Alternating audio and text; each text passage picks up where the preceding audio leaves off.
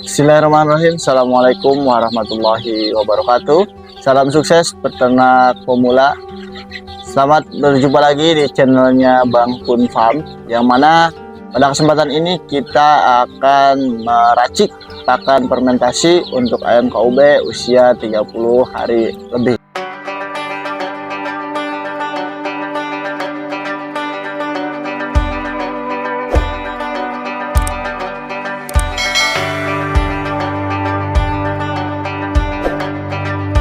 Pakan pada usia ayam 30 hari up, tentunya nggak mungkin ya kita menggunakan pakan full pabrikan, artinya full dengan pur, karena itu akan memakan biaya yang cukup besar. Tapi alangkah lebih baiknya kita bikin pakan untuk ternak kita itu yang lebih murah, dengan cara ya seperti yang saya buatkan video kepada kesempatan ini, yaitu dengan cara fermentasi. Ada beberapa bahan yang tentunya akan saya campurkan untuk menghemat pakan ya, untuk menghemat pakan. Yang pertama itu ada jagung ya, jagung itu yang sudah saya masak, yang sudah saya rebus ya, artinya jagung itu tidak mentah kalau jagungnya besar. Tapi syukur-syukur teman-teman menemukan jagung yang sudah digiling, artinya jagung yang sudah jadi tepung. Terus yang keduanya juga ada nasi sisa ya, nasi sisa boleh nasi aking. Kalau nasi aking berarti harus dimasak terlebih dahulu ya, jangan sampai nasi aking itu masih kering, tapi harus dimasak dulu karena untuk fermentasinya supaya lebih cepat. Terus yang ketiga juga ada dedak. Dedak ini tentunya sangat murah ya, harganya murah, yaitu bisa jadi pakan alternatif juga, artinya bisa menghemat pakan yang lebih besar. Dedak ya, atau bekatul ya, ada yang juga menyebutnya bekatul. Terus yang keempat itu ada pur. Pur itu adalah pakan pabrikan ya, boleh pakai BR, pur atau yang lainnya, tergantung sesuaikan dengan harga yang paling murah di tempat teman-teman semuanya. Nah, keempat bahan itu sebenarnya masih bisa ditambahkan dan juga ada yang bisa dihilangkan juga, tergantung teman-teman punya bahan-bahannya. Boleh dipakai campur dengan hijauan. Hijauan itu seperti daun pepaya, daun singkong, terus kangkung, sisa-sisa sayuran, eceng, itu bisa saja. Karena yang penting ketika difermentasi bahan hijauan itu sudah digiling dulu, artinya sudah digiling itu sudah lembut ya, supaya pencernaan ayamnya juga lebih lancar. Jangan sampai difermentasi tapi dengan cara hijauannya masih kasar. Nah, itu jangan ya, saya tidak menyarankan. Boleh teman-teman pakai hijauan supaya lebih banyak lagi dan bisa bermanfaat lagi, lebih murah. Nah, bahan-bahan itu kita campurkan ya, diaduk merata semuanya, dan saya juga tidak lupa untuk memfermentasi itu ada bahan pencairannya ya, yaitu saya menggunakan E4 ya, E4 yang coklat khusus untuk peternakan. Kalau yang kuning itu untuk pertanian ya, tapi saya pakai yang peternakan karena saya beternak.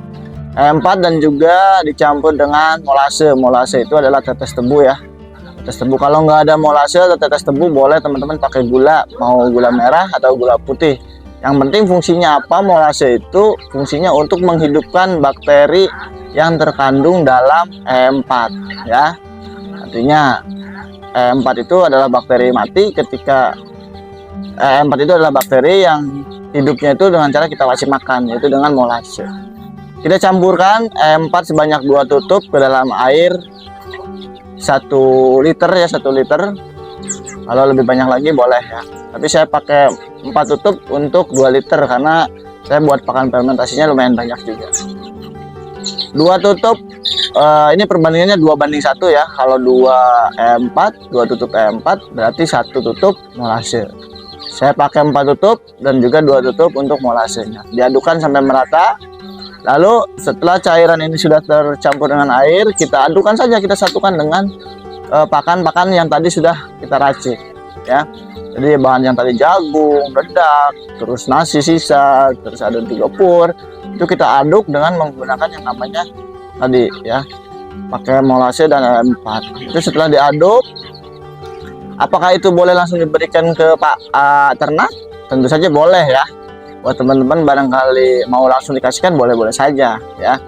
Karena pakan fermentasi ini ya namanya juga fermentasi ya, berarti harus difermentasikan ya setidaknya 1 jam, 2 jam, atau lebih bagus saya sarankan itu 24 jam. Artinya 24 jam itu kita sudah bisa pakai, bahkan lebih lama pun lebih baik. Dengan catatan ketika sudah diambil pakan fermentasinya, kita tutup lagi rapat lagi dengan plastik ya, atau kalau mau di ember tutupnya kasih plastik supaya rapat ya.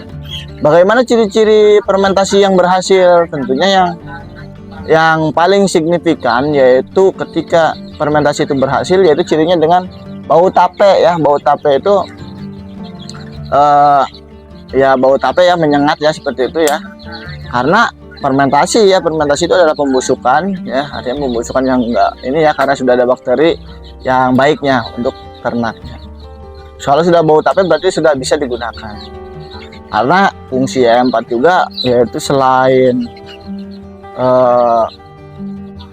untuk ternak ini ya, tentunya menghilangkan bau juga, itu kan sangat berpengaruh ya. Bisa sebenarnya E4 ini bisa teman-teman pakai fermentasi, bisa juga dicampurkan ke air minum ya, bisa juga disemprotkan. Nah, karena saya juga sering nyemprotkan ke kandang supaya kandangnya bakteri-bakterinya cepat kering ya, artinya kotorannya cepat kering supaya lebih tidak bau lagi. Dan alat pun sekarang sudah hampir nggak ada ya, karena saya sudah semprotkan dengan desinfektan dan juga tadi E4 dan molasses secang. Mungkin itu saja. Barangkali ada pertanyaan buat teman-teman yang mau tahu cara fermentasi, silahkan boleh di kolom komentar ya. Buat yang senior boleh kita sharing-sharing, berbagi informasi, dan mudah-mudahan informasi ini bisa bermanfaat buat teman-teman semuanya, bisa menghemat pakan-pakan buat teman-teman semua. Terima kasih, saya akhiri. Assalamualaikum warahmatullahi wabarakatuh. Salam sukses peternak pemula.